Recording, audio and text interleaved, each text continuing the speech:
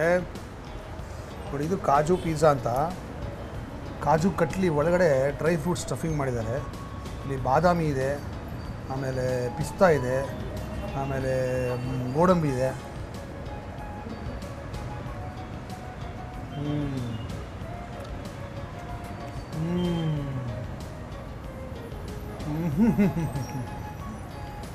ಅದ್ಭುತವಾಗಿದೆ,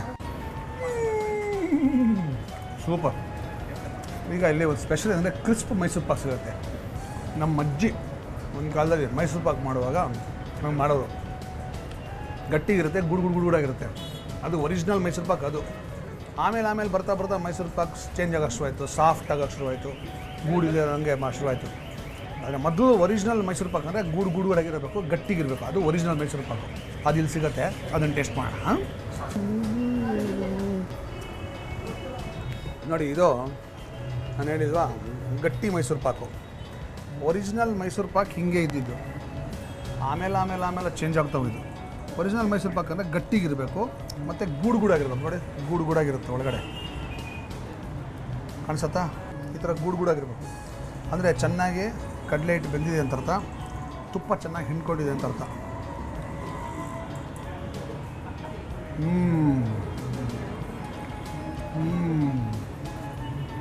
ಸೂಪರ್. ತುಪ್ಪದ ಘಮ ಹಮ್ಮಂದು ಬರ್ತಾ ಇದೆ.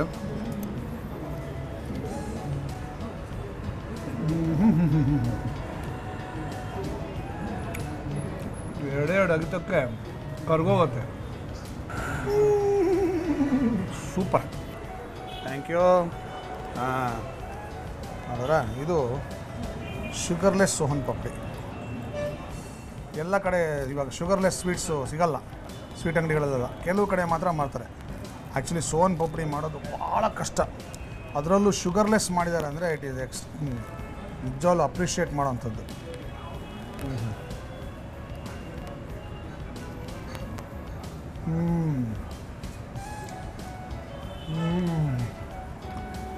ಸೂಪರ್ ಸೋನ್ ಪಾಪಡಿ. ಇದನ್ನು ಸುಮ್ಮನೆ ಹಾಗೆ ಕೊಟ್ಟರೆ ಸಕ್ಕರೆ ಹಾಕಿದ್ದಾರೆ ಅಂತ ಅನ್ಕೋಬೇಕು, ಅಷ್ಟು ಚೆನ್ನಾಗಿದೆ. ಯಾರಿಗೂ ಗೊತ್ತಾಗಲ್ಲ, ನಾವು ಹೇಳಿದ್ರೆ ಮಾತ್ರ ಶುಗರ್ಲೆಸ್ ಅಂತ ಗೊತ್ತಾಗುತ್ತೆ. ಸೊ ನಿಮ್ಮಲ್ಲಿ ಯಾರು ಡಯಾಬಿಟಿಕ್ಸ್ ಇದ್ದು ಸ್ವೀಟ್ ತಿನ್ನಬೇಕು ಅನಿಸಿದೆ, ಕೆಂಪೇಗೌಡ ರೋಡಿಗೆ ಬನ್ನಿ. ಕೆಂಪೇಗೌಡ ರೋಡು ವಿವೇಕಾನಂದ ರೋಡು ಸೇರೋ ಅಂಥ ಜಾಗದಲ್ಲಿ ಆಶಾ ಸ್ವೀಟ್ಸ್ ಇದೆ. ಇಲ್ಲಿ ಬಂದು ಶುಗರ್ ಫ್ರೀ ಸೋನ್ ಪಾಪಡಿ ತಿನ್ನಿ, ಎಕ್ಸಲೆಂಟ್.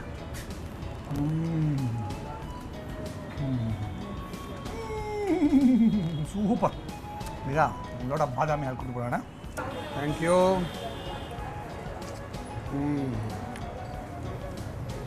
ಇಲ್ಲಿಗೆ ಬಂದಾಗ ಸ್ವೀಟ್ಗಳೆಲ್ಲ ತಿಂದಮೇಲೆ ಚಾಟ್ಸ್ ಇರುತ್ತೆ, ಸಾಯಂಕಾಲದೊತ್ತು ಚಾಟ್ಸ್ ಎಲ್ಲ ತಿಂದಮೇಲೆ ಫೈನಲ್ ಟಾಪಿಂಗು ಬಾದಾಮಿ ಹಾಲಲ್ಲಿ ಮಾಡಬೇಕು. ಟಾಪಿಂಗ್ ಅಂದರೆ ಏನು ಗೊತ್ತಾ, ನಾವು ಇವಾಗ ಕೇಕ್ ಮಾಡ್ತೀವಲ್ಲ, ಕೇಕ್ ಮೇಲೆ ಟಾಪಿಂಗ್ ಹಾಕ್ತೀವಿ, ಐಸಿಂಗ್ ಶುಗರಲ್ಲಿ ಡೆಕೋರೇಷನ್ ಮಾಡ್ತೀವಿ. ಅಥವಾ ಪಿಜ್ಜಾ ಮಾಡಿದಾಗ ಮೇಲೆ ಟಾಪಿಂಗ್ ಹಾಕ್ತೀವಲ್ಲ, ಹಂಗೇ ನಾವು ಯಾವಾಗಲೂ ತಿಂಡಿ ತಿಂದ ಮೇಲೆ ಊಟ ಮಾಡಿದ್ಮೇಲೆ ಮೇಲೆ ಒಂದು ಟಾಪಿಂಗ್ ಮಾಡಬೇಕು. ಕೆಲವು ಸರ್ತಿ ತಿಂಡಿ ತಿಂದ ಮೇಲೆ ಕಾಫಿ ಕುಡಿತೀವಿ, ಹಾಲು ಕುಡಿತೀವಿ, ಅಥವಾ ಊಟ ಮಾಡಿದ್ಮೇಲೆ ಬೀಡ ತಿಂತೀವಿ, ಅದು ಟಾಪಿಂಗ್ ಅಂತ ಹೆಸರು. ಸೊ ಇಲ್ಲಿ ಬಂದಾಗ ಟಾಪಿಂಗು ಬಾದಾಮಿ ಹಾಲು, ಕೋಲ್ಡ್ ಬಾದಾಮಿ ಹಾಲು.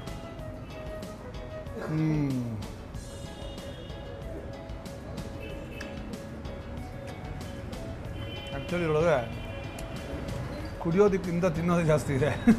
ಅಂದರೆ ಬಾದಾಮಿ ರುಬ್ಬು ಹಾಕಿರೋದು ಅಲ್ದಿರ, ಬಾದಾಮಿ, ಪಿಸ್ತಾ, ಗೋಡಂಬಿ ಎಲ್ಲ ಸಣ್ಣದಾಗಿ ಕಟ್ ಮಾಡಿ ಹೇರಳವಾಗಿ ಹಾಕಿದ್ದಾರೆ. ಬಾಯಿ ತುಂಬ ಸಿಗುತ್ತೆ ತಿನ್ನೋಕ್ಕೆ.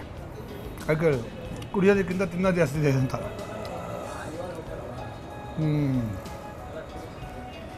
ಸೊ ನೀವು ಗಾಂಧಿನಗರಕ್ಕೆ ಬಂದಾಗ ಕೆಂಪೇಗೌಡ ರೋಡಿಗೆ ಬನ್ನಿ. ಕೆಂಪೇಗೌಡ ರೋಡಲ್ಲಿ ವಿವೇಕಾನಂದ ರೋಡ್ ಸೇರುವಂಥ ಜಾಗದಲ್ಲಿ ಆಶಾ ಸ್ವೀಟ್ಸ್ ಇದೆ. ಇಲ್ಲಿ ಬಂದು ಸ್ವೀಟ್ಗಳು ತಿನ್ನಿ, ತುಂಬ ಚೆನ್ನಾಗಿರುತ್ತೆ. ಮನೆಗೂ ಪಾರ್ಸಲ್ ಮಾಡಿಸ್ಕೊಂಡೋಗಿ, ಮನೆಯೆಲ್ಲರೂ ಖುಷಿ ಪಡ್ತಾರೆ. ಅದ್ಭುತವಾದ ಬಾದಾಮಿ ಹಾಲು ಸಿಗುತ್ತೆ, ಕುಡಿಯೋದು ಮರಿಬೇಡಿ. ಸೂಪರ್.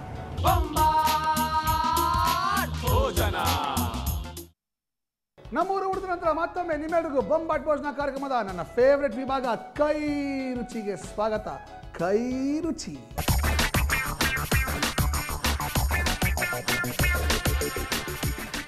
ಕೈ ರುಚಿಯಲ್ಲಿ ಇದು ಸ್ಪೆಷಲ್ ಆಗಿ ಒಂದು ಸಾಂಬಾರ್ ಮಾಡೋದನ್ನು ಹೇಳ್ಕೊಡ್ತಾ ಇದ್ದೀನಿ. ಒಂದು ಹುಳಿ, ಇದಕ್ಕೆ ನಾನು ಇಟ್ಟಿರೋ ಹೆಸರು ಸಾಂಬಾರ್ ಸಂಗಮ ಅಂತ.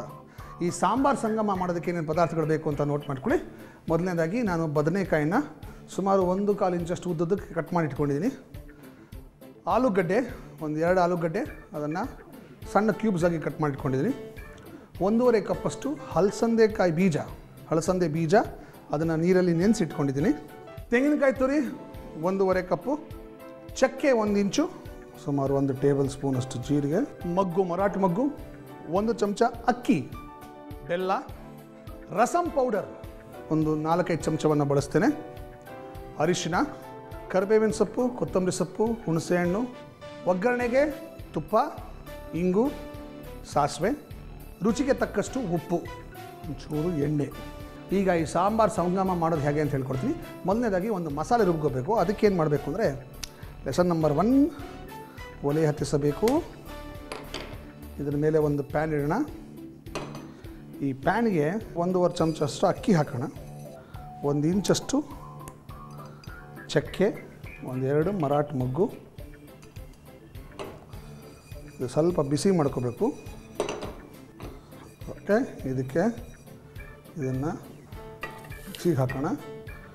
ಜೀರಿಗೆ ಒಂದು ಸ್ವಲ್ಪ ಬಿಸಿ ಮಾಡ್ಕೊಳ್ಳೋಣ, ಸುಮಾರು 1 ಟೇಬಲ್ ಸ್ಪೂನಷ್ಟು ಜೀರಿಗೆ. ಇದನ್ನು ಕೂಡ ಮಿಕ್ಸಿಗೆ ಹಾಕೋಣ. ತೆಂಗಿನಕಾಯಿ ತುರಿ, ಇದ್ರ ಜೊತೆಗೆ ಈ ಹಲಸಂದೆ ಕಾಳನ್ನ ಬೇಯಿಸಿ ಅದನ್ನು ಕೂಡ ಹಾಕಿ ರುಬ್ಬಬೇಕು. ಸೊ ಈಗ ಹಲಸಂದೆ ಕಾಳು ಬೇಯಿಸಕ್ಕಿಡೋಣ. ಲೆಸನ್ ನಂಬರ್ 1, ಒಲೆ ಹತ್ತಿಸಬೇಕು. ಅದರ ಮೇಲೆ ಒಂದು ಕುಕ್ಕರ್ ಪಾತ್ರೆ ಇಡೋಣ. ಇದಕ್ಕೆ ನೆನೆಸಿರೋ ಹಲಸಂದೆ ಕಾಳು ಹಾಕೋಣ, ನೆನೆಸಿರುವ ಆಲೂಗಡ್ಡೆ. ಓಕೆ, ಇದಕ್ಕೆ ಇನ್ನೊಂದು ಚೂರು ನೀರು ಹಾಕೋಣ, ಒಂದು ಸ್ವಲ್ಪ ಅರಿಶಿನ, ಆಮೇಲೆ ಒಂಚೂರು ಎಣ್ಣೆ. ಈಗ ಇದನ್ನು ಕುಕ್ಕರಲ್ಲಿ 2 ಸಲ ಕೂಗಿಸಿದ್ರೆ ಸಾಕು, ಚೆನ್ನಾಗಿ ಬೇಯುತ್ತೆ. ಇದನ್ನು ಬೇಯಿಸಬೇಕು. ಅಷ್ಟರಲ್ಲಿ ನಿಮ್ಮೆಲ್ರಿಗೂ ಒಂದು ಕಿವಿ ಮಾತು.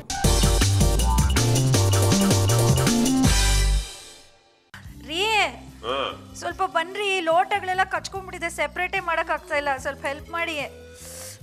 ಅಯ್ಯಪ್ಪ ಆಗಲ್ಲ. ಇದನ್ನ ಎಷ್ಟು ಹಿಡ್ಕೊಂಡು ಹೇಳಿದ್ರು ಬರಲ್ಲ. ಇದಕ್ಕೊಂದು ಸಿಂಪಲ್ ಸೊಲ್ಯೂಷನ್ ಇದೆ. ಏನು? ಈಗ ಕಚ್ಕೊಂಡಿದೆಯಲ್ಲ, ಇದಕ್ಕೆ ನೋಡ ಬೇಬಿ ಆಯಿಲ್ ಸುಮ್ಮನೆ ಮಧ್ಯದಲ್ಲಿ ಒಂದೊಂದು ಡ್ರಾಪ್ ಹೀಗೆ, ಓಕೆನಾ, ಹಾಕ್ಬಿಟ್ಟು ಒಂದು ಸ್ವಲ್ಪ ಹೊತ್ತು ಬಿಟ್ಬಿಟ್ಟು ಆಮೇಲೆ ತೆಗೆದ್ರೆ ಈಸಿಯಾಗಿ ಬಂದ್ಬಿಡುತ್ತೆ. ಓ, ನಾಟ್ ಬ್ಯಾಡ್. ನಾನು ಸವಾಸ ಮಾಡಿ ನೀವು ಜಾಣರಾಗ್ಬಿಟ್ಟಿದ್ದೀರಾ. ಎಸ್ ನೀವು ತಿಳ್ಕೊಂಡ್ರಲ್ಲ. ಈ ಲೋಟಗಳನ್ನ ತುಂಬಾ ದಿವಸ ಯೂಸ್ ಮಾಡದೆ ಒಂದ್ರೊಳಗೆ ಒಂದು ಹಾಕಿಟ್ಬಿಟ್ರೆ ಕಚ್ಕೊಂಡ್ಬಿಡುತ್ತೆ, ಈಸಿಯಾಗಿ ತೆಗಿಯಕ್ಕಾಗಲ್ಲ. ಟೆನ್ಷನ್ನೇ ಮಾಡ್ಕೋಬೇಡಿ. ಬೇಬಿ ಆಯಿಲ್ನ ಮಧ್ಯದಲ್ಲಿ, ಅಂದರೆ 2 ಲೋಟದ ಮಧ್ಯದಲ್ಲಿ ಒಂದೊಂದು ಡ್ರಾಪ್ ಹಾಕಿ ಸ್ವಲ್ಪ ಹೊತ್ತು ಬಿಟ್ಟು ಆಮೇಲೆ ತೆಗೆದ್ರೆ ಈಸಿಯಾಗಿ ತೆಗಿಬೋದು. ಮಾಡಿ ನೋಡಿ.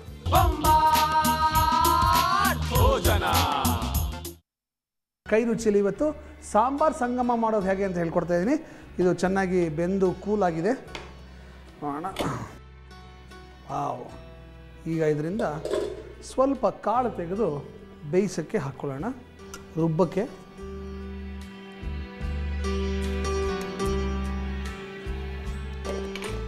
ಇದಕ್ಕೆ ಈಗ ನೀರು ಹಾಕೋಣ. ಸಾರಿನ ಪುಡಿ ಒಂದು 4 ಟೇಬಲ್ ಸ್ಪೂನ್ ಹಾಕಿ, ನೆನೆಸಿರುವಂತಹ ಬದನೆಕಾಯಿ, ಅದಕ್ಕೆ ಒಂದು ಚೂರು ಬೆಲ್ಲ ಹಾಕೋಣ. ಈಗ ಇದನ್ನು ಇಲ್ಲಿ ಕುದಿಯೋಕ್ಕೆ ಬಿಡಬೇಕು. ಚೆನ್ನಾಗಿ ಕುದಿಬೇಕು, ಸಾರಿನ ಪುಡಿ ಘಾಟ್ ಹೋಗಬೇಕು, ಬದನೆಕಾಯಿ ಪೂರ್ತಿ ಬೇಯಬೇಕು. ಓಕೆ, ಈ ಕಡೆ ಇದು ಕುದಿತರಲಿ, ಈ ಕಡೆ ನಾವು ಮಸಾಲೆನ ರುಬ್ಕೋಬೇಕು. ನಾ ಇದನ್ನು ರುಬ್ಕೋಬೇಕು. ಅಷ್ಟರಲ್ಲಿ ನಿಮ್ಮೆಲ್ರಿಗೂ ಒಂದು ಬ್ರೇಕ್.